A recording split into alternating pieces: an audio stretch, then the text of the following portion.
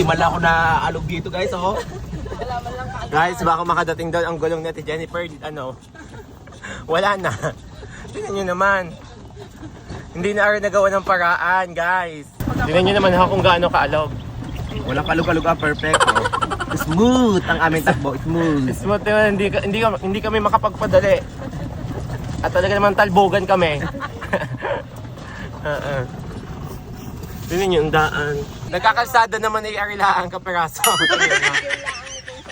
Kaya pa nakakaperas. So guys, sa malaking pulo na naman kami at talaga naman bago kami dumating doon ay alugang malala ang aming small intestine. Tingnan nyo ang daan.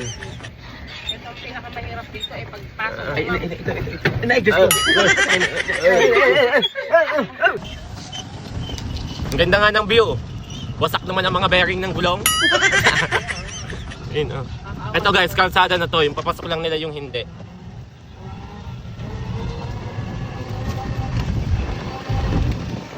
Ang ganda ng view, oh. Guys, sa lalaki ng kipay namin, hindi maiahon sa hams. Let's go! Perfect! At yan na maiahon sa hams. Perfect! Hindi pa ihahon sa lalaki ng aming mga kipay. Let's go! Hams lang yun, ha? Ito nga pala ang Prime Solar. So beautiful, like me. Oh my God. Puro solar. Let's go guys. Ayan. Ang ganda, oh. Ganda dito guys. Parang ano, itutugtog na lang ng nature garden. Sanchay! Sanchay! Sanchay magkakaharap ha? Ay po si Sanchay. Ah, ayan, ayan. Nagda-drive.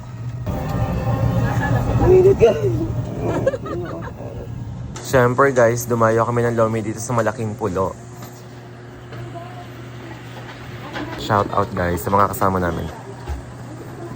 Ayan, ang ganda naman, woke up like that. Siyempre si Daisy na na-order, tsaka si Jay Lopez. Dahil walang handaan, nasa Lumian kami kasama si Jay Lopez. Wow, from malaking pulo.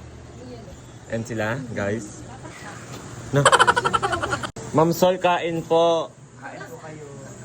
Siyempre guys, dumating yung order namin, tapsilog at saka lomi. Sila na ako sa palit mo.